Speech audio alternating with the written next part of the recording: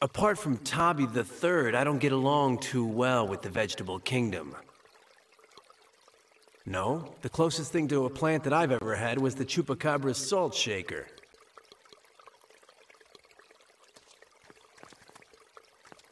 Madam. Speak. What would happen if someone found the Book of the Dead? That's not going to happen. I should cut out your tongue for even daring to say something like that. But I'm too good of a person. Aye, aye, Your Highness. Aya, Amenephis.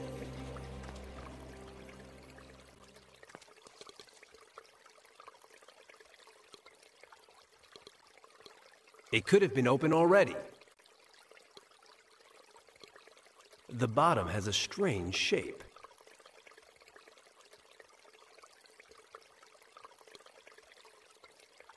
Both have a star. Do they fit together?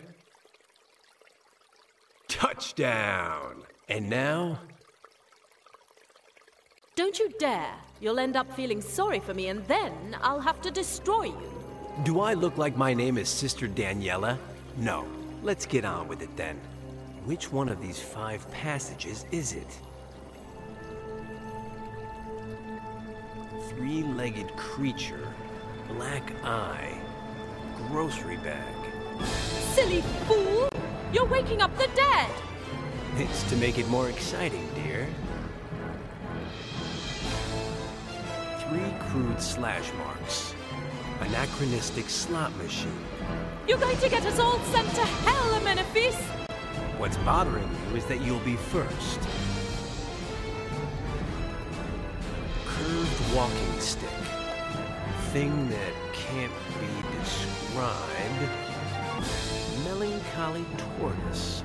Oh, please! Take pity on me, Amenephis!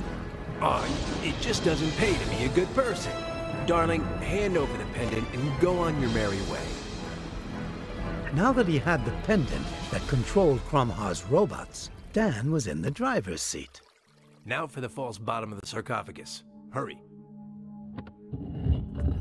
Well, this guy's seen better days.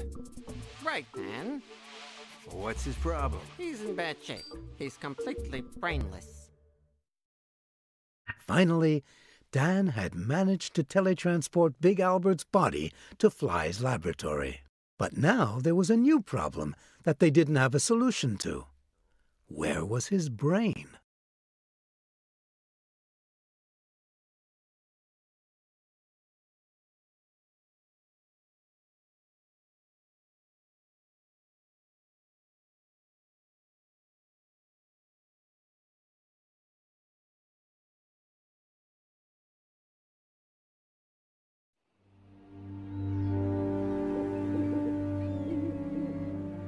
No, Dr. Celsius. For the moment, let's leave Murray out of this.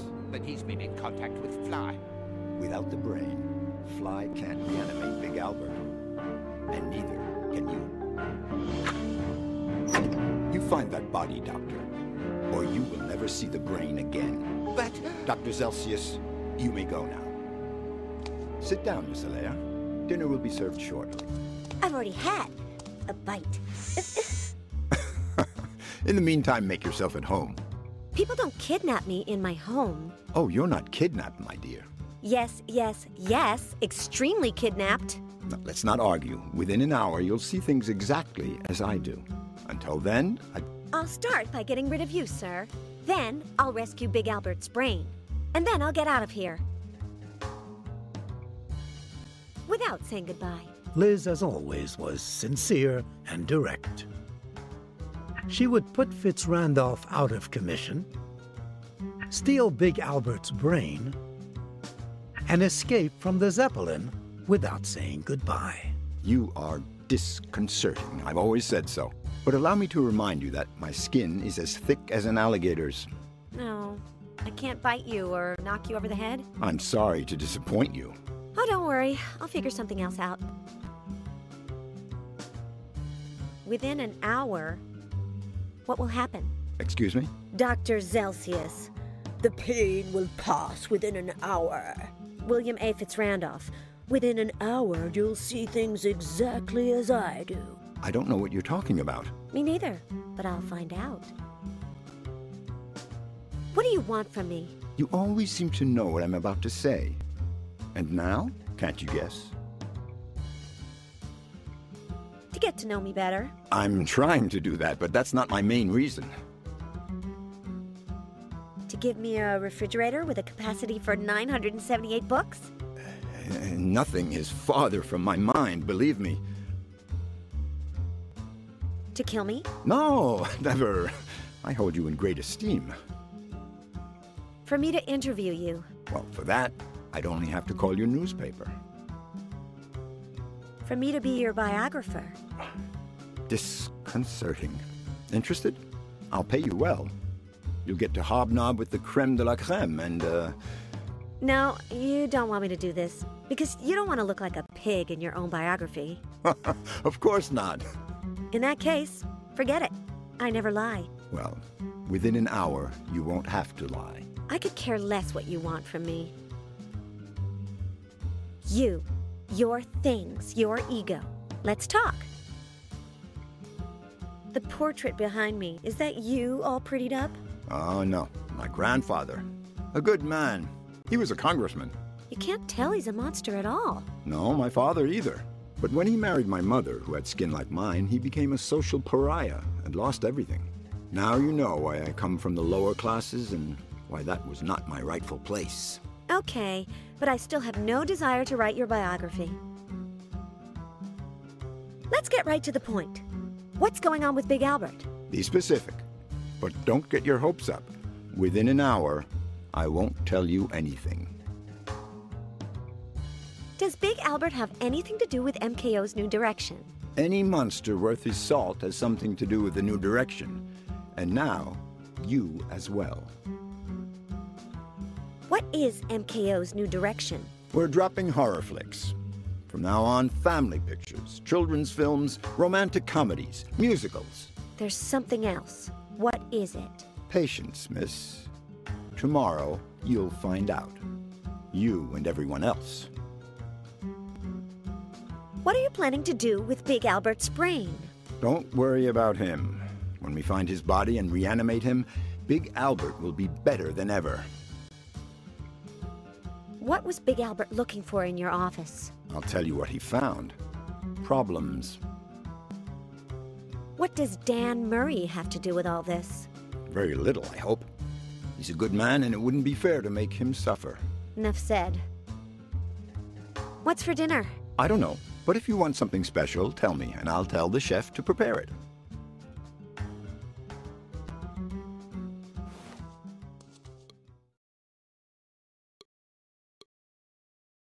Picked at random. The American Democracy by Alexis de Tocqueville.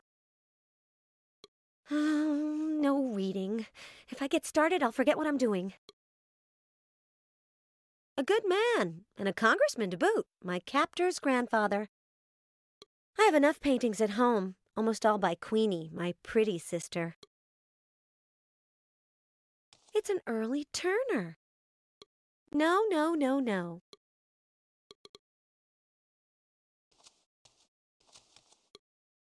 There are 2 safes, but I'm only interested in the top one, because that's where Big Albert's brain is.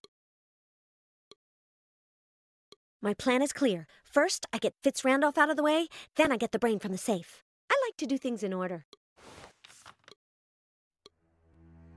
It's a folding cart. You can't tell, but I know. It reminds me of Stacy, my first babysitter, only shorter.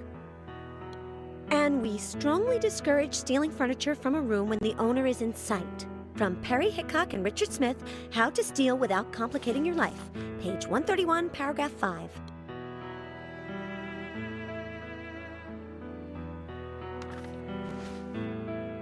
This is like Fitz Randolph's extra arm. I don't smoke. Well, I did once during my internship at 101.1 JUNK. Frank M. Ronson, president of the Anti-Tobacco League, got all lecherous on me. You are exquisite, my dear. Your lips are rubies. My wife is away. I have a bachelor apartment. I lit 3 cigarettes from a cigarette case and inhaled all the way to the filters. When I came to, Ronson was nowhere in sight. Maybe he didn't like visiting hospitals.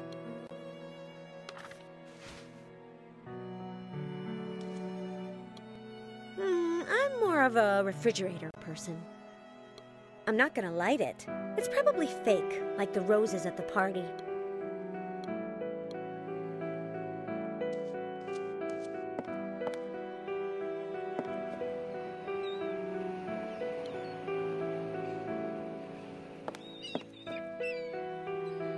It leads to an elevator that goes down to ground level.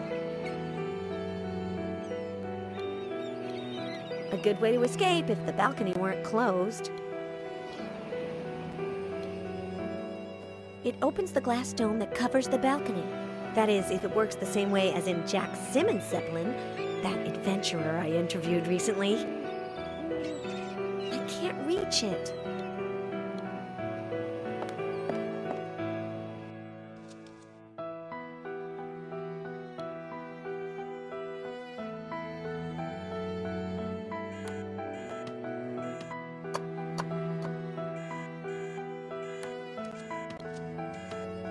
If only there was a center pole, I'd do my Liz Alaire reporter firefighter routine. I bet the lower floor has a way out to the footbridge and that elevator Dr. Cheeky brought me up in.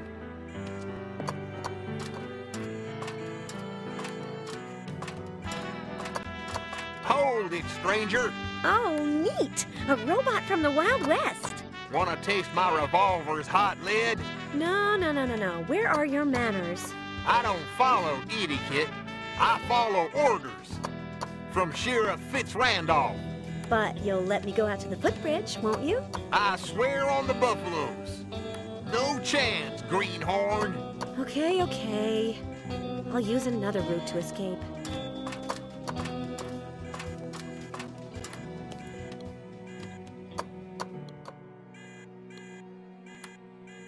The paring knife, the carving knife, the bread knife, the pâté knife.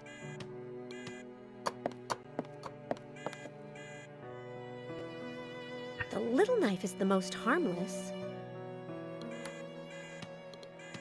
I don't recognize it, and the label on top looks like the scrawl of someone in a hurry. Looks like the scrawl of someone in a hurry. He has a nice body, but I'm a lady, no touching.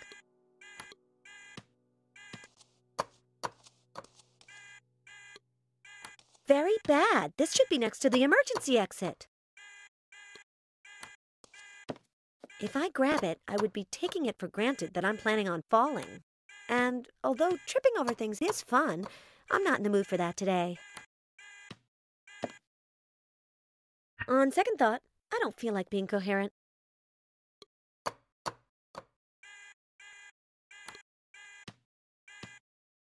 Where does this lead?